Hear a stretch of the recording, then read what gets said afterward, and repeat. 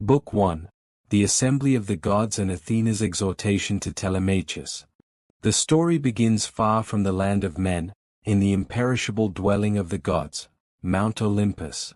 There, where the clouds rest upon golden peaks and the air vibrates with eternal radiance, Zeus, father of all, summoned the immortals to council. It was a clear day, as if the sky itself sensed that something important was about to be decided. As the gods took their seats, their robes gleamed like the sun at dawn.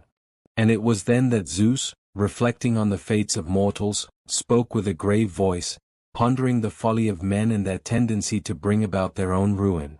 He spoke of the sad fate of Aegisthus, who, blinded by desire, dared to take Agamemnon's wife and paid with his life for his recklessness.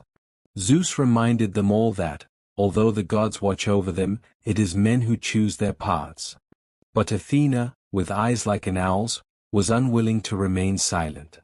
Her mind, ever watchful and compassionate, turned to another hero, Odysseus, the king of Ithaca, the man of 1,000 tricks. He had been away from his home for nearly 20 years. 10 in the Trojan War. 10 more wandering the seas, driven by Poseidon's wrath, and now held captive on the island of Ogygia, where the nymph Calypso, enchanted by his beauty, kept him prisoner with promises of immortality, unaware of his deep yearning to return home. Unable to bear it any longer, Athena turned her gaze to Zeus and, with a voice tempered yet full of purpose, spoke. "Father Zeus, how can you allow Odysseus to suffer like this? A man who never ceased honoring the gods and whose wit saved so many. Is it not unjust that while we enjoy peace, he languishes on a remote island, cut off from the world, while his home is plundered by men of no honor? In Ithaca, his wife Penelope holds firm, weaving and unweaving her web to delay a fate she does not desire. And his son, Telemachus, grows up surrounded by usurpers, knowing not whether his father lives or died forgotten in some distant sea. Is it not time to intervene?" Zeus, stroking his thick beard, nodded solemnly. He knew that Odysseus' fate was not to perish in solitude.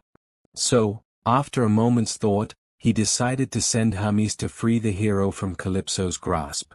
But Athena, restless as always, had another plan.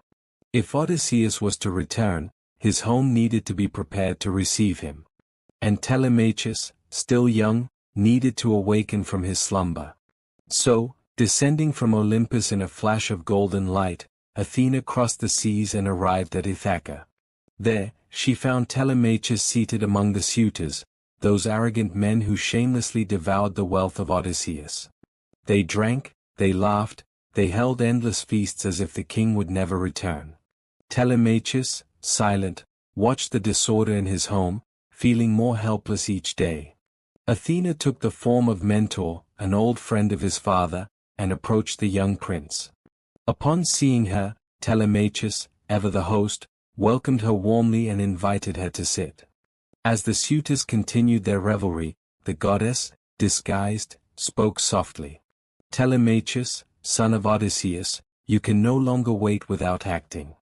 Your father's memory deserves more than silence and resignation. Call the people together.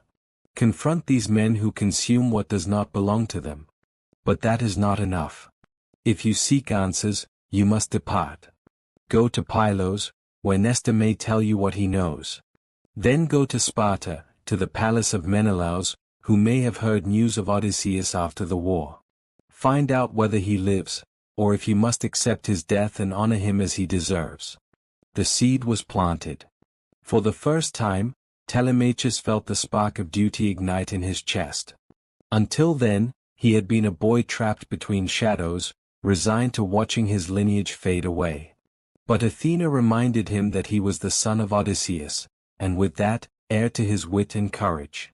That night, as the suitors slept after their banquet, Telemachus could not close his eyes. He thought of his father, lost at sea, perhaps gazing at the same stars. He thought of his mother, increasingly cornered by the suitors. And he thought of himself, of what he had to do. At dawn, everything would change. He would call the assembly. And then, he would set sail in search of answers.